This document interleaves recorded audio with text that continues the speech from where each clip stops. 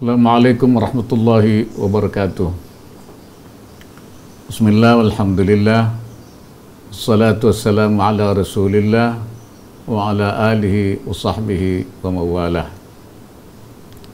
Yang saya hormati Ketua Umum beserta jajaran dan anggota Dewan Pengurus Pusat Forum Komunikasi Madrasah Diniyah Takmiliyah, para peserta Seminar Nasional Madrasah Diniyah Takmiliyah. Pertama, marilah kita panjatkan puji syukur kehadirat Allah Subhanahu wa Ta'ala atas segala limpahan berkah, rahmat dan karunia serta inayahnya kepada kita sekalian, sehingga kita semua dapat hadir dalam seminar nasional dengan tema Madrasah Diniyah Takmiliyah, hambatan dan harapan menghadapi new normal, yang diselenggarakan oleh Dewan Pengurus Pusat Forum Komunikasi Madrasah Diniyah Takmiliyah. Saya mengucapkan terima kasih dan penghargaan yang tinggi kepada Dewan Pengurus Pusat Forum Komunikasi Diniyah Takmiliyah atas undangan dan inisiatifnya dalam penyelenggaraan seminar nasional yang sangat penting ini. Forum Komunikasi Diniyah Takmiliyah yang lahir pada tanggal 14 April 2012 merupakan wahana koordinasi, konsultasi, dan kerjasama antar diniyah takmiliyah yang tumbuh dan berkembang di Indonesia. Seperti kita ketahui bersama, saat ini kita sedang mengalami cobaan yang sangat berat. COVID-19 menjadi pandemi global yang menyerang hampir semua negara di dunia. Pandemi ini dengan segala dampaknya merupakan pengalaman baru bagi kita semua, sehingga pemerintah di seluruh dunia menjadi gamang dalam mengambil kebijakan penanggulangannya. Dampak yang timbul oleh pandemi COVID-19 sangat luas dan bersifat multidimensi, sehingga memaksa semua negara menetapkan bauran kebijakan yang belum pernah dilakukan sebelumnya. Dalam rangka mengurangi penularan virus COVID-19, beberapa negara menerapkan kebijakan yang ekstrim seperti lockdown, tapi kita memilih untuk menerapkan pembatasan sosial berskala besar, PSBB. Ini yang sering disebut sebagai bekerja, belajar, dan beribadah dari rumah. Apapun kebijakan pembatasan yang diambil berdampak terhadap kegiatan sosial dan ekonomi. Semua aspek kegiatan sosial masyarakat terdampak tanpa kecuali, termasuk kegiatan belajar mengajar. Untuk itu saya menyambut baik inisiatif Dewan Pengurus Pusat Forum Komunikasi Diniyah Takmiliyah menyelenggarakan seminar nasional ini. Bagi saya hal ini perlu menjadi pembahasan serius, mengingat dampak dari pandemi COVID-19 ini khususnya bagi anak-anak, termasuk siswa-siswi madrasah, karena sampai saat ini tercatat 1.851 anak Indonesia menjadi korban virus ini. Hal ini juga merupakan peringatan bagi kita semua bahwa perhatian dan perspektif perlindungan kepada anak perlu menjadi bagian dari kebijakan pemerintah dalam memasuki tatanan baru. Selama ini pemerintah memang berkonsentrasi pada masalah penanggulangan penularan COVID-19. Selain karena memiliki tingkat penularan yang sangat tinggi, juga vaksin dan obatnya belum ditemukan. Untuk itu pemerintah dalam mengatasi pandemi COVID-19 menempatkan upaya kesehatan dan keselamatan masyarakat atau hifdzun nafas sebagai prioritas utama. Upaya yang dilakukan pemerintah adalah memutus penyebaran virus agar masyarakat tidak terinfeksi dan menerapkan PSBB dengan menerapkan protokol kesehatan secara disiplin. Akibatnya, anak-anak di sekolah umum ataupun madrasah terpaksa tidak bisa belajar secara reguler sebagaimana di masa normal. Mereka harus belajar di rumah agar murid dan guru bisa lebih terlindungi dari potensi penularan dan bisa mengurangi penyebaran virus. Demikian juga anak-anak di pesantren yang bersekolah dan tinggal di asrama, mereka juga harus meninggalkan asrama untuk melindungi santri dan guru agar tidak tertular dan mengurangi penyebaran virus. Setelah beberapa daerah menunjukkan penurunan dalam penyebaran COVID-19 dan kita juga menyadari bahwa vaksin dan obat COVID-19 masih memerlukan waktu untuk tersedia secara luas, pemerintah mulai menyiapkan protokol pelaksanaan tatanan normal baru yang aman COVID dan produktif. Saya ingin menegaskan bahwa pertimbangan untuk dapat memberlakukan tatanan normal baru, termasuk memulai kegiatan belajar mengajar, adalah pertimbangan kriteria yang aman COVID. Hanya daerah yang masuk zona hijau yang dapat mulai kegiatan persekolahan secara tatap muka. Selain itu, pelaksanaan protokol tatanan normal baru akan terus dievaluasi untuk masing-masing daerah. Pelaksanaan tatanan normal baru perlu diikuti dengan penerapan protokol kesehatan yang ketat. Kita ingin memastikan bahwa bila di zona hijau Satuan Pendidikan Agama ini akan memulai kegiatan persekolahan secara tatap muka, maka protokol kesehatan harus dapat diterapkan.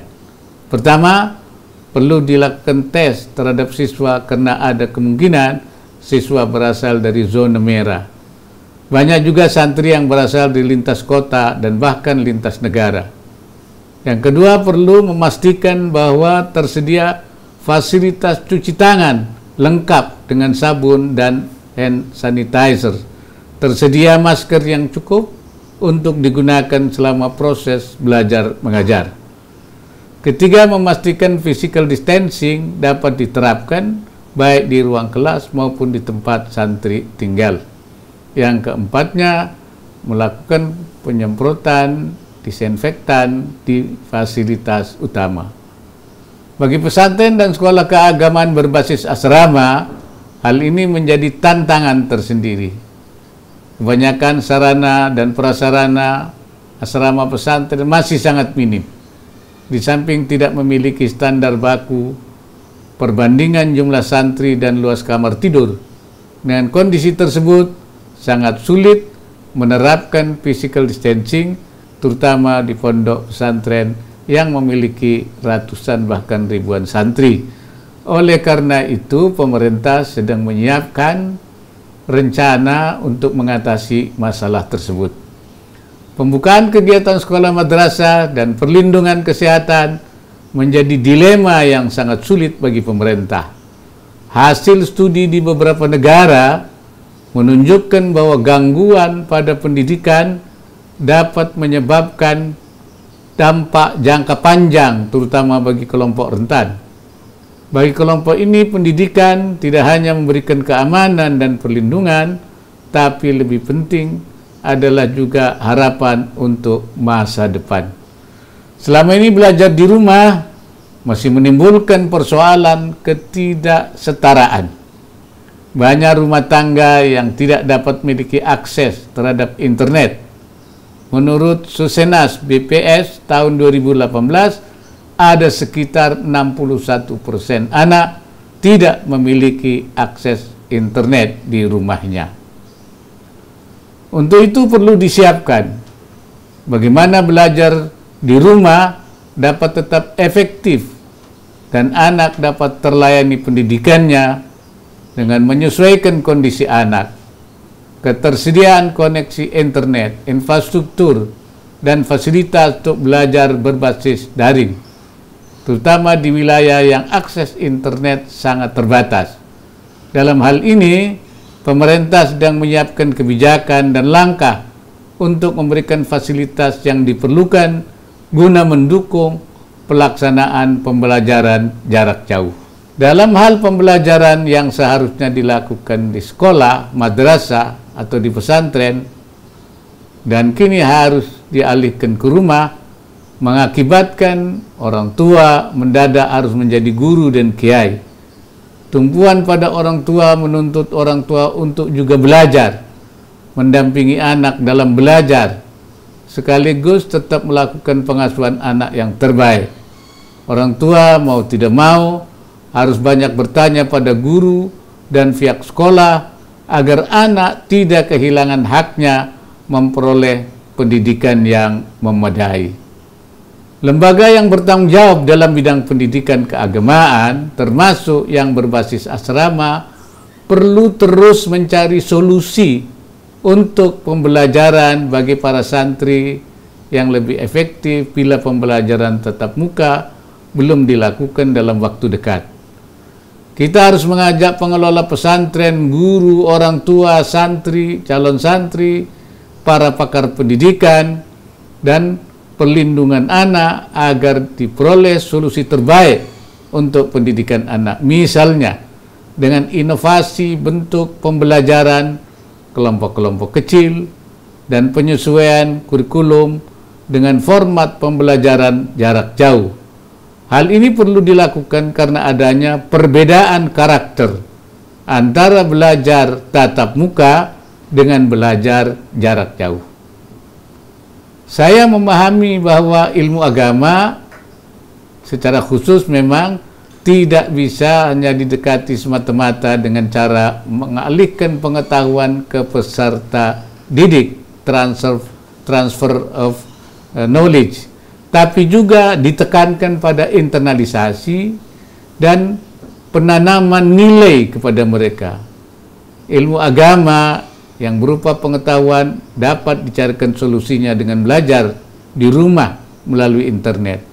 Namun hal itu tidak bisa menjadi solusi untuk internalisasi dan penanaman nilai keagamaan, karena memerlukan tatap muka langsung, muwajahah, musyafahah, dan keteladanan uswah hasanah dari pembimbing rohani, mursyid, dan murabbi.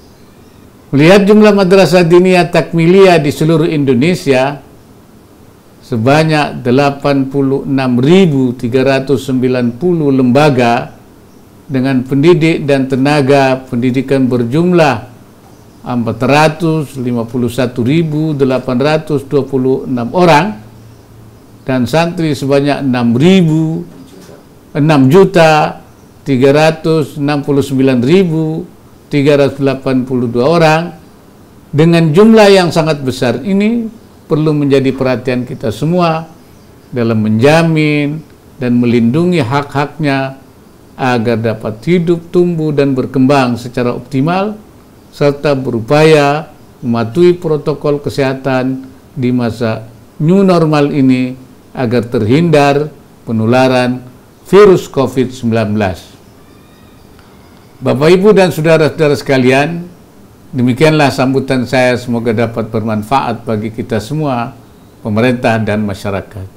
Saya menaruh perhatian besar kepada seluruh peserta seminar nasional ini untuk secara bijak bersama memikirkan upaya perlindungan terbaik bagi anak-anak sekolah, madrasah sebagai generasi penerus bangsa, dengan tetap melindungi mereka dari pandemi COVID-19. Bagaimana saudara-saudara mencari inovasi cara belajar mengajar yang dapat menjawab berbagai tantangan dan dilema seperti saya sebutkan di atas. Inisiatif dan kreativitas para pendidik akan sangat membantu pemerintah dalam mengambil langkah-langkah kebijakan yang tepat. Semoga anak Indonesia dapat terlindungi dan memiliki masa depan yang cerah. Semoga Allah Subhanahu wa Ta'ala senantiasa meridai dan semua ikhtiar yang kita lakukan, setiap ikhtiar yang kita lakukan. Sekian dan terima kasih. Wallahul muwaffiq ila aqwamit thariq. Assalamualaikum warahmatullahi wabarakatuh.